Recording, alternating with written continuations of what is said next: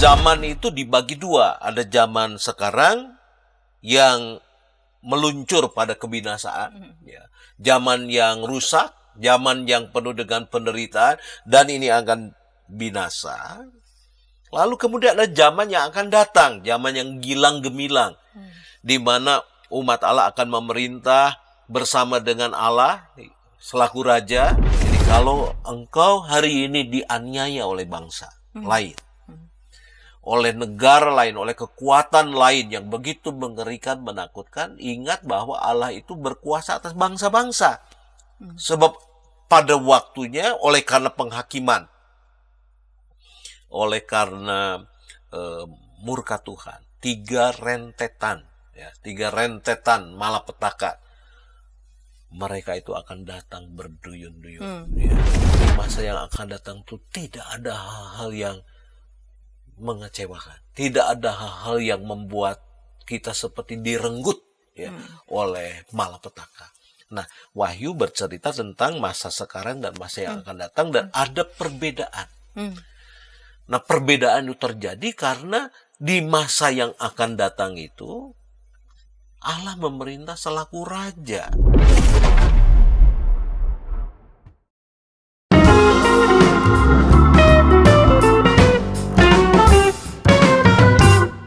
Sahabat YKB, kita jumpa kembali dalam program Ngulik Alkitab. Saya sebagai pemandu percakapan, Pendeta Santiani Manurung. Program Ngulik Alkitab ini diselenggarakan sebagai media, sebagai sarana bagi kita membaca Alkitab dan tentu saja mengulik setiap teks dan menimba setiap pesan yang sangat bernats dari setiap teks yang kita ulik. Pada episode kali ini, kita melanjutkan ulikan serial Kitab Wahyu yang dimulai sejak awal tahun 2025 sampai saat ini, dan pada episode kali ini kita mengulik Wahyu pasal 15. Wahyu pasal 15 ayat 1 sampai 8. Dan yang akan menolong kita mengulik teks Wahyu 15 ayat 1 sampai 8 ini adalah Bapak Pendeta Suta Prawira.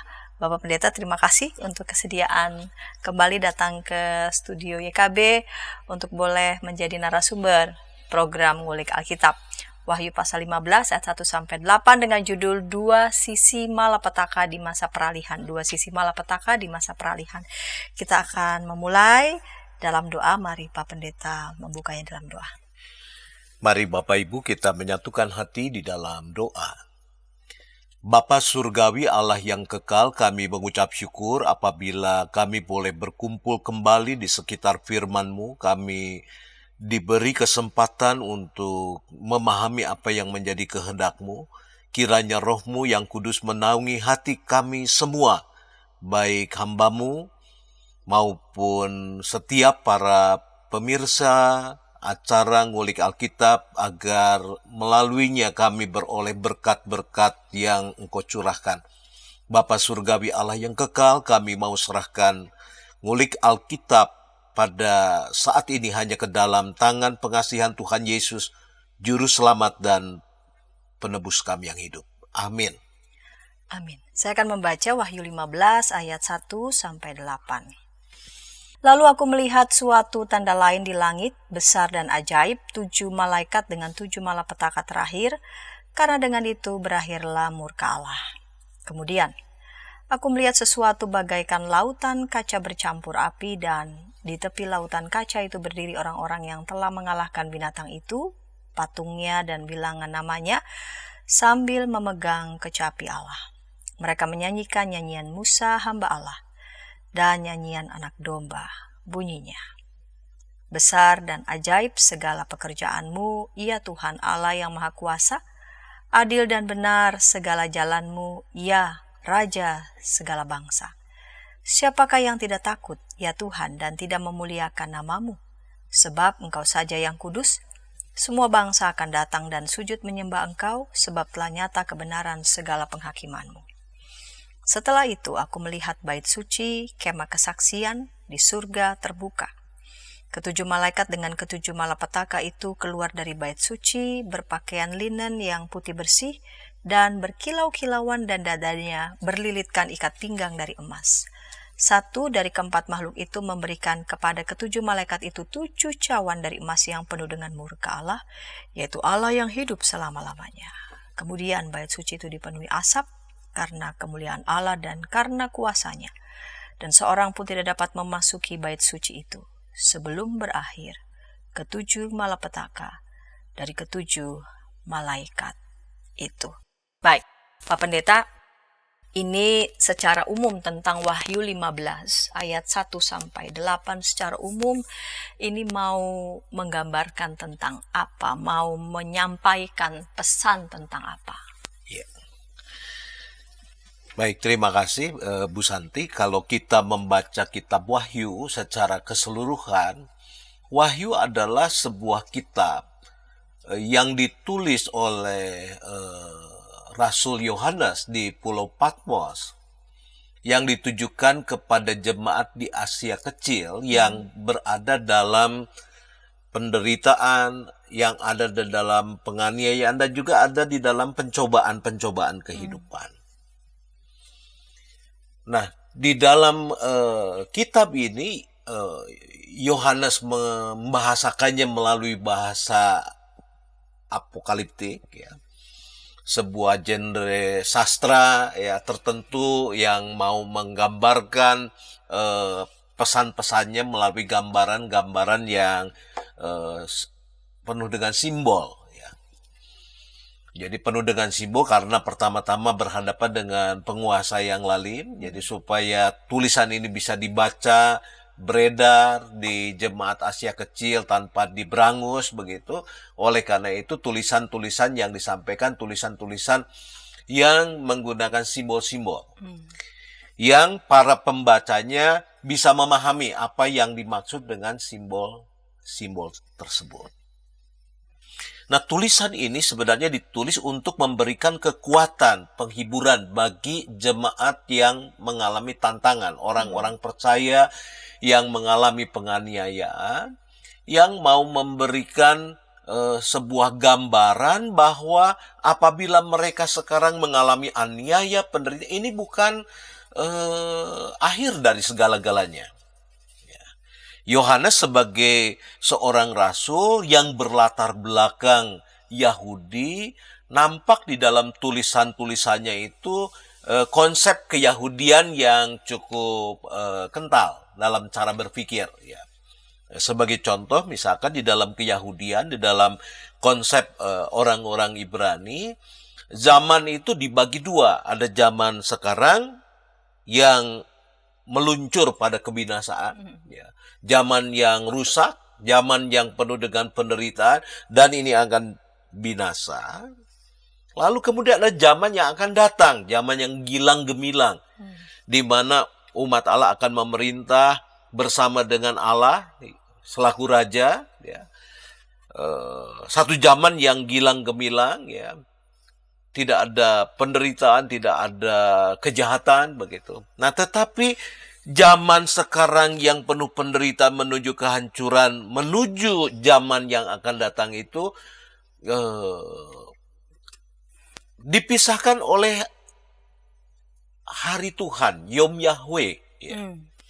Nah, konsep Yom Yahweh itu ada di dalam kerangka berpikir Yohanes, ya. Hari Tuhan itu adalah hari peralihan dari zaman sekarang ke zaman yang akan datang. Nah, di hari peralihan, di hari Tuhan itu akan ada banyak kejadian-kejadian yang dahsyat dan juga bisa mengerikan. Nah, kejadian-kejadian yang dahsyat dan mengerikan itu ternyata dia punya dua sisi. Jadi kejadiannya sama. Ada gempa, ada sakit penyakit, ada wabah, ada musibah, ada pelbagai hal yang mengerikan, sama dialami oleh orang percaya dan orang yang menolak atau memberontak terhadap Allah. Tetapi yang dirasakan oleh dua pihak ini berbeda, ya. Bagi orang yang menolak, memberontak, yang menjadi penganiaya umat Allah, masa ini akan menjadi masa kesengsaraan. Tetapi bagi setiap orang percaya, orang-orang yang setia berpegang pada perintah Tuhan, masa ini betapapun kejadiannya sama dirasakan oleh mereka sesuatu yang penuh dengan sukacita. Nah, ini yang kelihatannya dituangkan di dalam kitab yang dikenal dengan kitab Wahyu. Ya. Jadi jemaat, jangan kita berduka cita apabila mengalami aniaya, dan juga kita jangan kaget kalau kita mengalami nanti ada peristiwa-peristiwa yang mengerikan, ada 3 rentetan malapetaka ya. Ketika 7 materai dibuka, ketika 7 sangkakala ditiup, dan perikop yang kita baca adalah malapetaka terakhir. Ada 7 cawan yang dituangkan mendatangkan malapetaka dalam hidup manusia, dan keadaan yang penuh dengan malapetaka itu bagi setiap orang percaya itu adalah sumber sukacita. Nah, ini yang membuat saya lalu kemudian membuat judul dari ngulik Alkitab kita sekarang ini, bahwa malapetakannya sama, tetapi dia punya 2 sisi. Bagi orang-orang jahat, bagi orang-orang yang menolak Allah, bagi orang-orang yang menganiaya orang-orang percaya, dia adalah kesengsaraan yang dahsyat. Tapi bagi setiap orang setia, beriman, bersandar kepada Tuhan, itu sukacita yang sempurna. Sukacita yang sempurna. Nah, kita lihat di pasal 15 ya, Pak Pendeta. Lalu aku melihat suatu tanda lain di langit, besar dan ajaib, 7 malaikat dengan 7 malapetaka terakhir. Karena dengan itu berakhirlah murka Allah.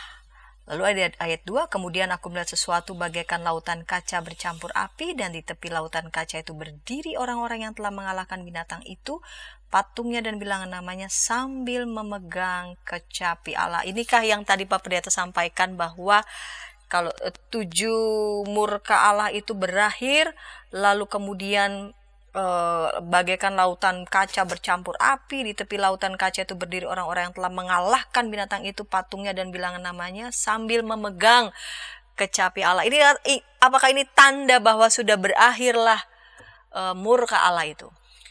Jadi dengan malapetaka yang ketiga ini, cawan murka Allah, itu adalah akhir dari masa peralihan itu. Jadi ini adalah murka Allah yang terakhir. Nah, murka Allah yang terakhir ini bagi banyak orang yang jahat, yang fasik, akan menjadi kesengsaraan, malapetaka. Tetapi bagi setiap orang yang percaya, yang setia sampai akhirnya, dikatakan ini sumber sukacita, mereka menyanyi. Ya, jadi artinya kalau ada sesuatu yang dahsyat ya terjadi, cawan murka ditumpahkan ya, ada malapetaka menimpa manusia, orang lain mengalami kesusahan, orang-orang percaya terluput. Dan itu menjadi sebuah sukacita. Nah, tadi Pak Pendeta sudah menyampaikan sedikit, lalu kemudian mereka bernyanyi begitu ya, karena berakhirlah malapetaka itu. Dan yang menarik nih, ada ayat 3 dan 4, menyanyikan nyanyian Musa hamba Allah dan nyanyian anak domba yang bunyinya. Nah, kita akan ulik itu di segmen kedua, namun sebelumnya kita dengarkan pesan-pesan berikut ini. Shalom adik-adik. Hari ini Kepik berkeliling dari desa ke desa. Kepik pengen ke rumah Pak Tani. Coba, ada yang tahu nggak di rumah Pak Tani ada apa saja? Ayo coba tebak. Apa coba? Betul, ada sapi. Mo. Mereka sekarang rukun dan jalan bersama-sama pulang ke rumah Pak Tani. Kak Evelyn, tapi sebelum tidur aku mau dengar dongeng dulu. Katanya tadi sudah ngantuk. Pokoknya aku mau dengar dongeng dulu, kakak. Jadi panggung nih. Jadi cerita ya, siap? Ayam buta hanya bisa mendengar suara orang berseru-seru sambil berlari. Lari, kebakaran. Sekarang kodok lumpuh itu bebas berada di atas punggung semua ayam. kemanapun ia mau pergi, ayam-ayam siap membawanya dengan senang hati.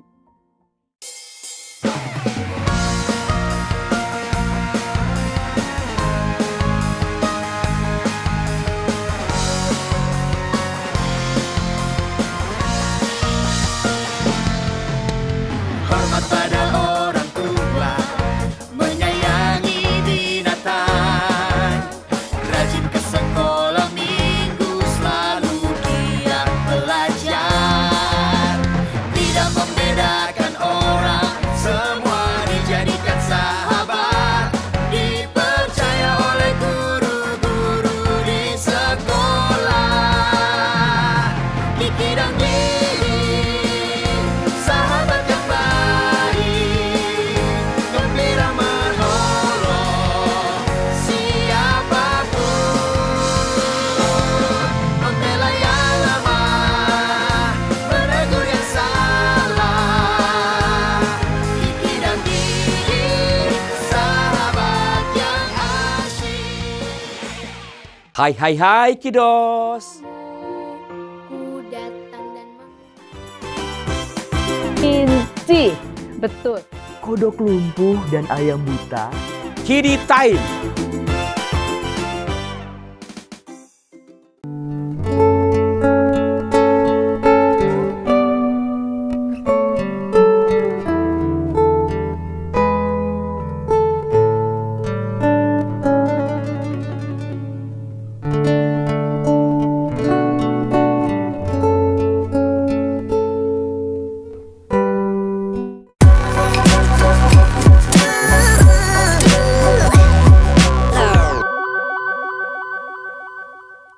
Sahabat YKB, Sobat Ngulik Alkitab, senang masih bersama dengan kami dalam program Ngulik Alkitab. Kita mengulik Wahyu pasal 15 ayat 1-8, dua sisi malapetaka di masa peralihan. Kita memasuki segmen yang kedua bersama dengan narasumber Bapak Pendeta Suta Prawira. Dan baru saja kita melewati segmen yang pertama. Saya mengajak sahabat dapat berinteraksi di kolom komentar yang sudah tersedia. Baik Pak Pendeta, kita lanjut di segmen yang kedua ini tentang mereka yang menyanyikan nyanyian Musa setelah malapetaka itu berakhir sambil memegang kecapi Allah mereka. Siapa mereka yang menyanyikan nyanyian Musa hamba Allah, dan juga ada nyanyian anak domba yang bunyinya ada di ayat 3 dan ayat 4 itu Pak Pendeta. Ya. Jadi orang-orang yang menyanyi, bersukacita, bermain kecapi, dan menyanyikan nyanyian Musa dan anak domba adalah orang-orang yang menjadi pemenang. Dikatakan di ayat yang kedua, mereka itu adalah orang-orang yang telah mengalahkan binatang itu. Mereka itu adalah orang-orang yang telah mengalahkan patungnya. Dan mereka itu orang-orang yang telah mengalahkan bilangan namanya. Jadi ada 3 simbol yang dibicarakan di ayat 2 ya. Ada Mengalahkan binatangnya, ya, patung, dan bilangan namanya. Jadi kalau kita membaca kitab Wahyu, ada simbol binatang yang begitu mengerikan, menakutkan ya, menunjuk pada kekuasaan yang begitu dahsyat. Lalu kemudian ada patung ya. Jadi di masa Domitianus itu sebagai alat pemersatu wilayah-wilayah jajahan Roma, Kekaisaran Roma itu menetapkan sebuah ritus penyembahan terhadap patung kaisar. Sebenarnya di satu sisi secara politis itu alat pemersatu. Apakah daerah jajahan itu takluk atau tidak kepada kaisar, maka dibuatlah patung kaisar di tiap-tiap daerah jajahan, dan setiap warga wajib ya, selain menyembah patung dewa dan ada ditambahkan patung kaisar. Nah, bagi setiap orang percaya bahwa kita tidak menyembah patung, tidak menyembah kaisar, kita hanya menyembah Allah. Dan kalau dikatakan mereka adalah orang yang telah mengalahkan patungnya, artinya mereka menjadi orang yang menang. Mereka tidak takluk, tidak takut kepada tekanan penguasa. Mereka juga tidak takut dan tidak menyerahkan diri pada ritus-ritus penyembahan berhala. Dan mereka juga telah mengalahkan bilangan namanya itu, ya. Jadi bilangan namanya itu mau merujuk ke Wahyu pasal 13 ayat yang ke-18, ya. Wahyu 13 ayat 18 itu mengatakan, yang penting di sini ialah hikmat. Siapa yang bijaksana, baiklah ia menghitung bilangan binatang itu. Ya. Karena bilangan itu adalah bilangan seorang manusia. Ya. Dan bilangannya itu adalah 666. 666. Ya. Jadi Alkitab tidak mengatakan bilangan itu 666. Ya, tapi bilangan itu 666. Sebab beda ya, 666 dengan 666. Ya. Nah, jadi 666 itu adalah sebuah angka bilangan yang menuju pada seseorang. Sebab dalam gematrikon, ya, dalam bahasa di masa lalu, ya, di bahasa Ibrani, tiap huruf itu ada bilangannya. Ya. Jadi bilangan 666 itu menuju pada Kaisar Nero, ya. Jadi orang-orang Ibrani kalau menyebut Kaisar Nero itu dengan lafal Ibrani itu jadi bukan Nero tapi Neron, ya.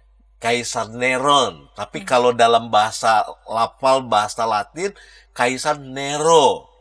Oleh karena itu di masa-masa awal itu ada naskah-naskah yang mengatakan bilangan itu 616. Jadi ada naskah yang mengatakan bilangan itu 666 dan 616. Nah, banyak penafsir yang memberikan penjelasan mengapa muncul naskah yang 616, ya. Jadi 616 itu kemungkinan adalah pelafalan dalam bahasa Latin. Sebab dalam bahasa Latin pelafalannya bukan Neron tapi Nero, ya. Jadi kalau tidak ada huruf nun itu berkurang 50. Sebab dalam gematrikon Ibrani itu nun itu n itu nilainya 50. Ya, res itu nilainya 200. Kalau waw itu nilainya 6. Ya. Lalu kof, ya, kaisar itu Q, ya, kaf itu 100. Samek itu 60 dan res itu 200. Jadi bilangan itu kalau diurutkan, ditambahkan, ya, angkanya 666. Tetapi kalau kita menemukan ada naskah lain yang angkanya 616, kemungkinan naskah itu adalah upaya memberikan penjelasan kepada orang-orang Kristen yang menggunakan bahasa Latin, ya. Sementara 666 itu orang-orang Kristen yang bahasa Ibraninya masih kental dalam hidup mereka. Nah, orang-orang yang bersukacita itu mereka telah menang, ya, terhadap penganiayaan, telah menang tidak menukarkan penyembahan terhadap Allah menjadi kepada kaisar, dengan mempertaruhkan nyawanya. Dan mereka itu menyanyikan nyanyian Musa, ya. Nyanyian Musa itu di Keluaran pasal 15 itu, kalau kita membaca di sana ada nyanyian yang dinyanyikan oleh Musa ketika orang Israel keluar dari tanah Mesir, dikejar-kejar oleh tentara Firaun. Lalu kemudian begitu tentara Firaun itu ditenggelamkan di laut, lalu nyanyian itu dinyanyikan. Jadi isinya kurang lebih ungkapan syukur kepada Allah yang sangat berkuasa, ya. Bisa membelah dan bisa menutup. Jadi air itu bisa menyelamatkan, tetapi juga bisa membinasakan, ya, membinasakan yang jahat, tetapi menyelamatkan yang baik. Nah, ini dua sisi dari malapetaka. Nah, nyanyian Musa itu mau dikaitkan dengan nyanyian anak domba, ya. Jadi yang ada di dalam teks Wahyu 15 ayat 3 dan 4 itu adalah nyanyian anak domba, mau diparalelkan dengan nyanyian Musa. Seolah-olah mau mengatakan pada hakikatnya apa yang dialami oleh umat Allah di perjanjian lama sekarang dialami oleh umat Allah di perjanjian baru yang teraniaya. Jangan takut bahwa Allah itu Allah yang berkuasa. Oleh karena itu kalau kita melihat di nyanyian anak domba ini dikatakan bahwa besar ajaib pekerjaanmu ya Tuhan Allah yang maha kuasa. Jadi kekuasaan Allah yang mereka yakini. Dan yang kedua, Allah itu bukan hanya berkuasa tetapi adil dan benar. Jadi ketika Allah itu menyatakan satu penghukuman kepada manusia, Allah itu adil dan benar. Jadi orang benar tidak akan mendapatkan penghukuman itu. Tetapi orang yang jahat, walaupun peristiwa yang terjadi, peristiwa yang sama. Malapetaka, sakit penyakit, atau bentuk-bentuk murka Allah yang dinyatakan dalam kehidupan manusia. Dan yang ketiga, dikatakan Allah itu adalah Allah yang kudus. Ya. Dan yang keempat, dalam nyanyian anak domba ini, Allah itu adalah Allah yang berkuasa atas bangsa-bangsa. Jadi kalau engkau hari ini dianiaya oleh bangsa lain, oleh negara lain, oleh kekuatan lain yang begitu mengerikan, menakutkan, ingat bahwa Allah itu berkuasa atas bangsa-bangsa. Sebab pada waktunya, oleh karena penghakiman, oleh karena murka Tuhan, 3 rentetan malapetaka, mereka itu akan datang berduyun-duyun, ya, menyembah Allah. Apakah ini menjadi semacam nubuat? Sebab nanti pada satu masa kaisarnya menjadi Kristen. Semua penduduk menjadi Kristen, begitu kan? Berduyun-duyun menyembah dan memuliakan Allah. Ya. Menarik ini Pak Pendeta ya. Kita lanjut di ayat selanjutnya ya Pak Pendeta. Di ayat 5. Setelah itu aku melihat perikopnya menjadi 7 malaikat dengan 7 cawan murka Allah. Setelah itu aku melihat bait suci kemah kesaksian di surga terbuka. Ketujuh malaikat dengan ketujuh malapetaka itu keluar dari bait suci berpakaian linen yang putih bersih dan berkilau-kilauan, dan dadanya berlilitkan ikat pinggang dari emas. Satu dari keempat makhluk itu memberikan kepada ketujuh malaikat itu 7 cawan dari emas yang penuh dengan murka Allah, yaitu Allah yang hidup selama-lamanya. Kemudian bait suci itu dipenuhi asap karena kemuliaan Allah dan karena kuasanya, dan seorang pun tidak dapat memasuki bait suci itu sebelum berakhir ketujuh malaikat dari ketujuh malapetaka dari ketujuh malaikat itu. Ini bagian apa lagi?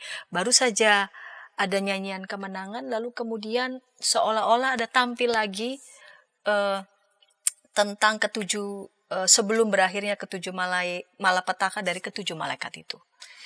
Ya, jadi 7 cawan, 7 malapetaka ini adalah rentetan malapetaka yang terakhir. Ya. Jadi perikop yang kita bahas bersama-sama adalah perikop mau menceritakan bahwa ketika murka Allah yang terakhir, ini loh yang terjadi. Ya. Bahwa umat Allah akan bersyukur, bersukacita, tetapi lalu kemudian malapetaka itu akan diturunkan begitu dahsyat ya bagi umat manusia. Nah, di tengah-tengah malapetaka yang begitu dahsyat, ternyata orang-orang jahat itu mengalami penderitaan, orang-orang yang percaya, setia, bersandar kepada Tuhan mengalami sukacita yang berkelimpahan. Nah, lalu kemudian di pasal 16 dijelaskanlah apa yang dimaksud dengan malapetaka satu persatu ya, bagian-bagian yang akan yang terjadi dalam kehidupan manusia di masa peralihan itu. Nah, jadi perikop ayat yang kita baca itu semacam pengantar ya, pengantar untuk memasuki malapetaka yang terakhir. Jadi 3 rentetan. Ya. Yang pertama itu adalah ketika 7 meterai dibuka, Ya. yang kedua ketika 7 sangkakala ditiup, dan yang ketiga ketika 7 cawan malapetaka ditumpahkan. Ya, ya. Baik Pak Pendeta, kita akan lanjut di segmen ketiga untuk melihat bagaimana teks ini berbicara juga bagi kita di era sekarang, terlebih lagi dengan judul 2 sisi malapetaka di masa peralihan. Namun sebelumnya kita dengarkan pesan-pesan berikut ini. Shalom adik-adik. Hari ini Kepik berkeliling dari desa ke desa. Kepik pengen ke rumah Pak Tani. Coba, ada yang tahu nggak di rumah Pak Tani ada apa saja? Ayo coba tebak. Apa coba? Betul, ada sapi. Mo, mo, mo. Mereka sekarang rukun dan jalan bersama-sama pulang ke rumah Pak Tani. Kak Evelyn, tapi sebelum tidur aku mau dengar dongeng dulu. Katanya tadi sudah ngantuk. Pokoknya aku mau dengar dongeng dulu kakak. Jadi bangku nih. Kayak cerita ya, siap? Ayam buta hanya bisa mendengar suara orang berseru-seru sambil berlari. Lari, kebakaran. Sekarang kodok lumpuh itu bebas berada di atas punggung semua ayam. Kemanapun dia mau pergi, ayam-ayam siap membawanya dengan senang hati.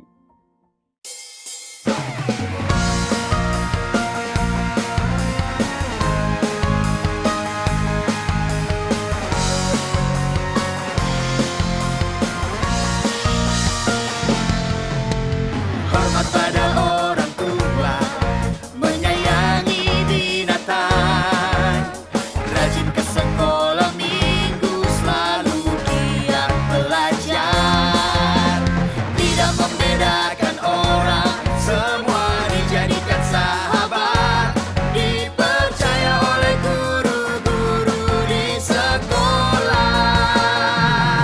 Kiki dan Didi, sahabat yang baik, gembira menolong siapapun, membela yang lemah, menegur yang salah. Kiki dan Didi, sahabat yang asyik. Hai kiddos. Ku datang dan Inci, betul. Kodok lumpuh dan ayam buta.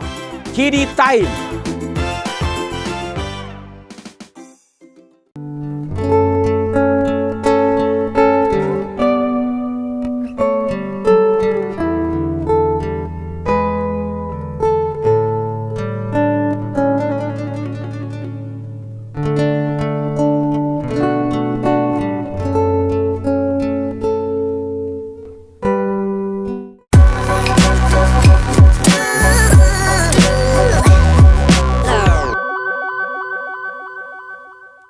Sahabat YKB, sahabat Ngulik Alkitab, senang masih bersama dengan kami dalam program Ngulik Alkitab di dalam teks Wahyu 15 ayat 1-8 dengan judul 2 sisi malapetaka di masa peralihan dengan narasumber Bapak Pendeta Suta Prawira. Dan kita memasuki segmen ketiga, segmen penutup ini. Baik Pak Pendeta, teks ini mau bicara apa pada kita di era sekarang?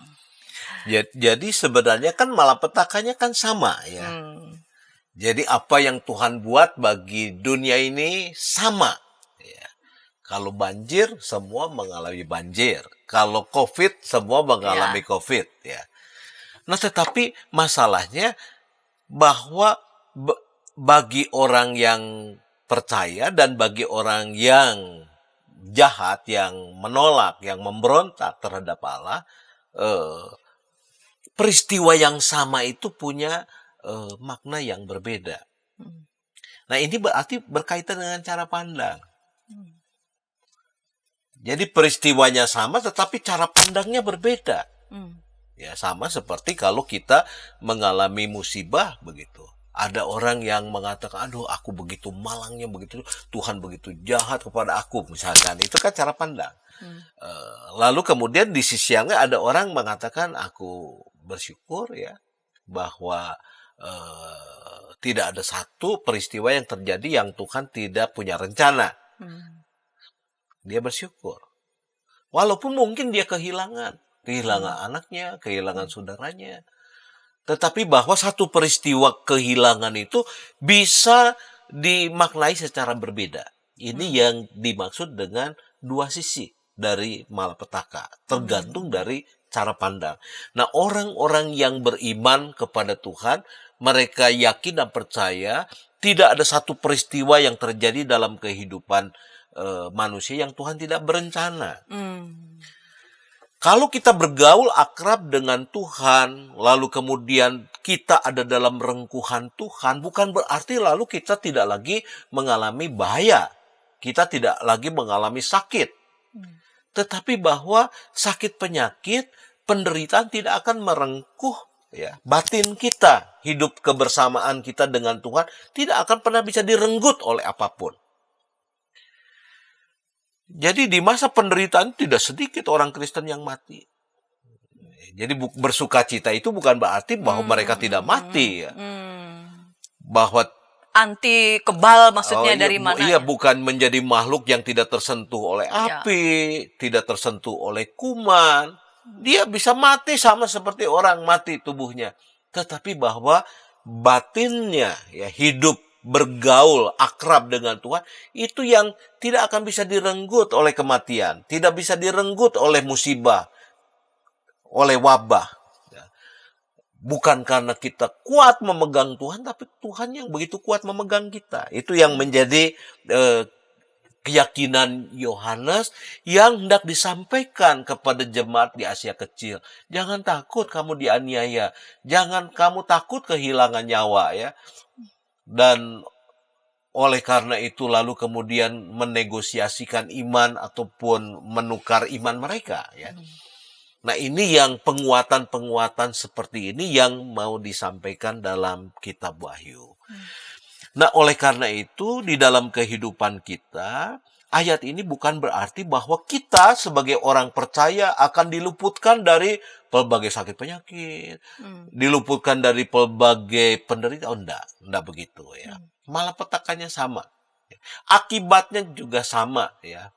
Di masa Covid tidak sedikit orang-orang yang baik hati ya, orang-orang yang jujur, orang-orang yang mengabdi kepada masyarakat. Pada saat itu juga jadi banyak dokter-dokter yang baik yang meninggal karena itu ya, karena melakukan tugasnya ya. Bukan berarti mereka tidak ya. Mereka adalah orang yang cinta kepada Tuhan, cinta kepada banyak orang. Kita mengalami COVID belum begitu berpengalaman ya, tapi mereka berani ada di garis depan dan mereka kena. Dan kita jangan mengatakan bahwa yang meninggal itu mereka tidak takut akan ya. Sebab malapetakannya sama, akibatnya bisa sama bagi semua orang, tapi cara pandang kita lain ya. Walaupun aku meninggal karena virus ini, aku tidak meninggal sia-sia sebab aku meninggal dan terinfeksi karena aku sedang berbuat baik. Dia tidak sia-sia, dia ada dalam sukacita. Nyawanya direnggut maut, tetapi batinnya dia ada dalam genggaman kasih setia Tuhan.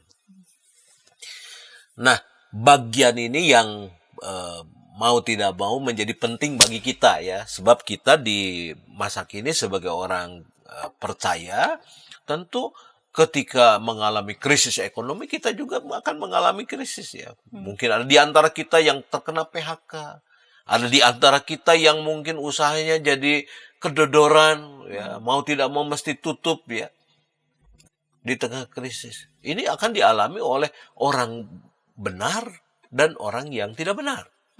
Tetapi bagi orang yang benar, orang yang setia, ia akan memaknai, ia tidak akan meninggalkan imannya, dan ia akan menjadikan keadaan yang penuh dengan kesesakan itu sebagai peluang untuk memberitakan perbuatan-perbuatan Tuhan yang besar.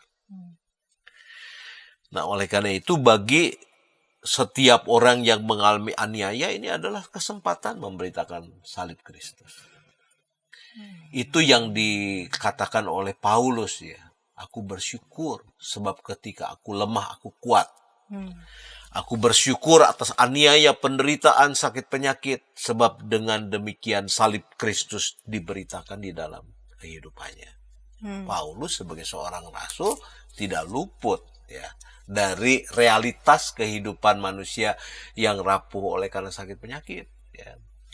Yang juga rapuh oleh karena pertentangan ya, kebencian, persengketaan dan penganiayaan, dan ia tetap mensyukuri kehidupannya. Dan tadi Pak Pendeta menyampaikan di awal tadi ya tentang masa peralihan itu ya, sekarang dan yang akan datang. Kita memaknai hidup kita yang sekarang ini, tadi kan Pak Pendeta mengatakan ya, malapetaka itu dialami oleh siapa saja. Mau yang baik, mau yang jahat, mau yang tua, mau yang kecil. Kadang-kadang kita juga bingung dengan, misalkan dia masih bayi, tapi mengalami sakit yang sedemikian, kok bisa begitu ya. Nah, bagi mereka yang dengan itu semua tapi imannya tidak dapat kepada Allah itu tidak dapat direnggut oleh apapun juga, apakah itu juga bentuk bentuk kesediaan orang-orang beriman tahu betul bahwa hidup yang akan dijalani ini nggak berhenti di sekarang begitu. Ini hanya momen peralihan begitu. Betul. Untuk di masa ke depan yang penuh dengan sukacita, yang penuh dengan sorak-sorai. Bagaimana Pak Pendeta melihatnya? Ya, jadi artinya di masa peralihan itu kalau kita membaca istilah Yom Yahweh ya di Perjanjian Lama, masa yang bisa terjadi sekejap ya, lalu kemudian atau bisa juga masa yang bisa berkepanjangan ya. Nah, tetapi entah itu terjadi sekejap atau berkepanjangan dalam kehidupan kita, yang menjadi keyakinan kita bahwa hidup itu bukan hanya saat ini saja, ada hidup yang akan datang. Nah, hidup yang akan datang itu hidup yang berbeda. Ya. Oleh karena itu dalam kitab Wahyu dibicarakan tentang langit baru dan bumi baru. Di mana di sana tidak ada laut ya. Jadi laut itu simbol kengerian, simbol malapetaka ya. Nah, sebab acap kali tentara Roma dari laut datang lalu menaklukkan ya. Atau mungkin para perompak datang dari laut ya. Laut itu simbol menakutkan. Atau ketika kita pergi berlayar tiba bergoncang sebuah kapal bisa hilang lenyap ya. Jadi banyak ketidakpastian. Nah, di masa yang akan datang itu tidak ada hal-hal yang mengecewakan. Tidak ada hal-hal yang membuat kita seperti direnggut ya, oleh malapetaka. Nah, Wahyu bercerita tentang masa sekarang dan masa yang akan datang, dan ada perbedaan. Nah, perbedaan itu terjadi karena di masa yang akan datang itu Allah memerintah selaku raja. Jadi itu yang disebut dengan Malkut Yahweh ya. Ketika Allah memerintah sebagai raja dan setiap umatnya itu patuh melakukan apa yang kehendak Tuhan, maka kehidupan seperti itu adalah kehidupan yang penuh dengan keindahan, gilang gemilang. Jadi kalau di masa sekarang itu Allah sudah memerintah, tapi tidak semua orang. Ada yang menolak, ada yang melawan, tapi ada yang sudah merespon hidup dalam kerajaan Allah. Oleh karena itu, kerajaan Allah sudah datang, tetapi belum sempurna. Ia terus sedang mendatangi kehidupan kita. Nah, akan ada kerajaan Allah yang sempurna, yang gilang gemilang, ya, di mana langit baru dan bumi baru dinyatakan dalam kehidupan kita. Baik Pak Pendeta, bagi orang yang beriman itu pun melihat berbagai macam ketidakpastian, bahkan juga malapetaka bukan sesuatu yang dapat merenggut kekaripan relasinya bersama dengan Tuhan. karena dia tahu betul siapa Tuhan yang memimpinnya, dan dia tahu betul bahwa hidup yang dijalani itu bukan berhenti hanya sampai di sini, bahwa kelak Tuhan yang sungguh-sungguh akan memerintah dan tidak akan ada lagi rasa sakit dan berbagai hal yang dapat merenggut diri kita. Dan itu bukan berarti kita itu seolah-olah mau mementingkan hidup yang akan datang. Ya, betul. Sebab Alkitab, khususnya Yohanes mempunyai sebuah konsep bahwa hidup kekal itu di sini. Iya. Ya. Hidup oleh karena Bersama dengan relasi yang bersama dengan Allah. betul. Jadi Iya. ketika kita akrab, karib, hidup Iya. batin kita bergaul begitu erat dengan Tuhan, Yohanes mengatakan Kekekalan di situ. kita sudah pindah dari alam maut ke alam hidup. Kapan? Sekarang ketika kita merespon apa yang Tuhan kehendaki. Nah, ya. Luar biasa. Jadi justru ketika kita merasakan Allah itu bersama dengan kita, dia tidak pernah jauh dari kita ya. Hanya manusia saja yang ya up and down kayak lampu di sini bisa naik turun. Tapi ketika kita merasakan dia sungguh-sungguh bersama dengan kita, ya kita sungguh-sungguh berbahagia. Kita pindah dari yang maut menjadi hidup dalam kekekalan. Baik Pak Pendeta Suta, terima kasih untuk kesediaan mengulik pada episode kali ini, dan ketika tayangan ini boleh memberkati sahabat-sahabat dapat membagikannya kepada sebanyak mungkin orang dan dapat menekan tombol like maupun subscribe sehingga boleh mendapatkan update dari tayangan YKB TV. Dan kita akan mengakhiri dalam doa. Bapak Pendeta Suta dapat memimpin kita dalam doa. Mari kita berdoa. Bapa Surgawi, Allah yang baik, kami mengucap syukur apabila pada saat ini kami bersama-sama beroleh berkat melalui firman yang kami gali, yang kami ulik bersama-sama, dan kami boleh mendapatkan pesan-pesan yang begitu penting di dalam kehidupan iman percaya kami. Biarlah ya Bapa, kami selalu punya cara pandang yang seturut dengan kehendak Tuhan terhadap pelbagai peristiwa yang terjadi dalam kehidupan kami. Sehingga kami tidak digoyahkan oleh pelbagai badai kehidupan, pencobaan, tantangan, dan beban berat. Dan sebaliknya, itu semua menjadi peluang bagi kami memberitakan perbuatan-perbuatan-Mu yang besar. Bapa Surgawi, Allah yang kekal, biarlah apa yang kami dengar, apa yang kami dapat pada saat ini melalui ngulik Alkitab, boleh kami berlakukan di dalam kehidupan kami dengan penuh syukur dan sukacita. Di dalam nama Tuhan Yesus Kristus kami berdoa. Amin. Amin.